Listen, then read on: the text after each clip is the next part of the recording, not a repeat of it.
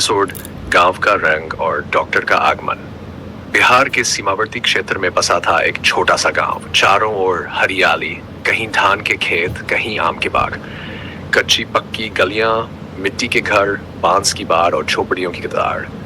भोर होते ही मुर्गे की बांग और बैल की घंटियों की टन टन से गांव जाग उठता। यहाँ के लोग सीधे साधे थे, मेहनती मगर अज्ञानता के अंधेरे में डूबे। हर चेहरे पर संघर्ष की लकीरें थी, लेकिन आंखों में उम्मीद की चमक थी। गांव की मुख्य सड़क से लगकर था बड़ा पीपल का पेड़, वहीं लगती थी हाट। मिट्टी के चूल्हों पर रोटियां सिकती थीं और चौपालों पर किस्से चलते थे। भाषा में मिठास थी, मगही, मैथिली और भोजपुरी का सुंदर मिश्रण। औरतें सुबह सुबह नदी किनारे जाकर गीत गाती, लोक की आत्मा जीवित थी वहां।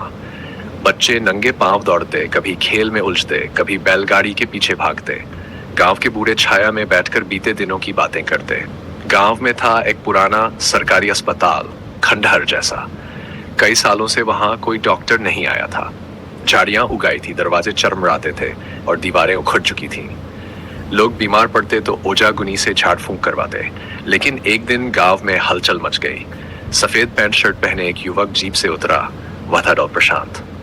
करीने से सवरे बाल, आंखों में तेज और चाल में आत्मविश्वास। गांव वालों के लिए वह एक अजनबी था, कोई सरकारी बाबू जैसा। डॉक्टर प्रशांत की नियुक्ति इसी गांव के अस्पताल में हुई थी। वह चाहता था कि गांव की सेवा करे, लोगों को बीमारी से बचाए। लेकिन लोगों ने उसे शक की नजरों से देखा। कितने दिन टिकेगा? कुछ बोले, वो भी दिल्ली से पढ़ के आया है, इतना कहाँ रह पाएगा। डॉक्टर प्रशांत ने अस्पताल की सफाई शुरू करवाई, खुद फावड़ा लेकर झाड़ियों को हटाने लगा। कुछ लड़कों को बुलाया, मजदूरों को काम पर लगाया। गांव वाले धीरे धीरे इकट्ठा होने लगे, कौतूहल से देखते रहे। कई बाबू सांचों में डॉक्टर हुवन? बुजुर्गों ने पूछा। इतना पढ़ लिखल आदमी ई गंदगी में का कर रहल बा।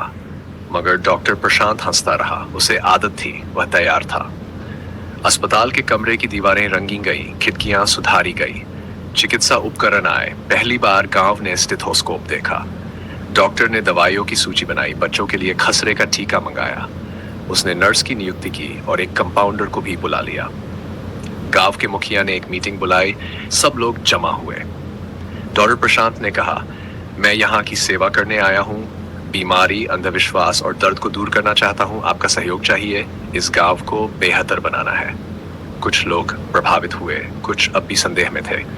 एगो सरकार से तनख्वाह लेवे वाला हमनी के भला का सोचेगा। लेकिन जब एक बच्ची को सांप ने काटा और डॉक्टर ने जान बचाई, तब डॉक्टर को सच में देखा। बच्ची की माँ रोती हुई डॉक्टर के पैरों में गिर पड़ी। भगवान भेजले हुवन तोहरे रूप में। अब गांव वालों का नजरिया बदलने लगा। डॉक्टर प्रशांत अब बाबू साहब नहीं, हमारा डॉक्टर बाबू बन गया। धीरे धीरे लोग आने लगे, दवा लेने, सलाह लेने।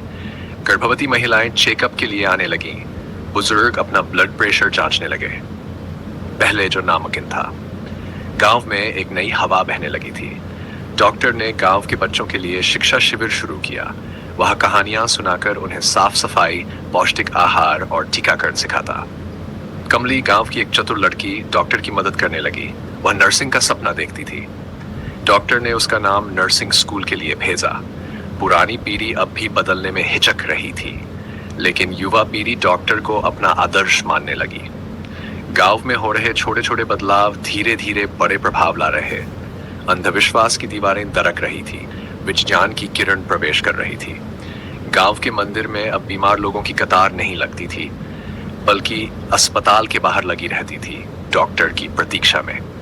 लोग अब कहते, डॉक्टर बाबू जैसन मसीहा केहू नहीं। और डॉक्टर हर सुबह सूरज की पहली किरण के साथ काम पर लग जाता। गांव में अब उम्मीद दिखने लगी थी, नए जीवन का आरंभ, नए सोच की शुरुआत।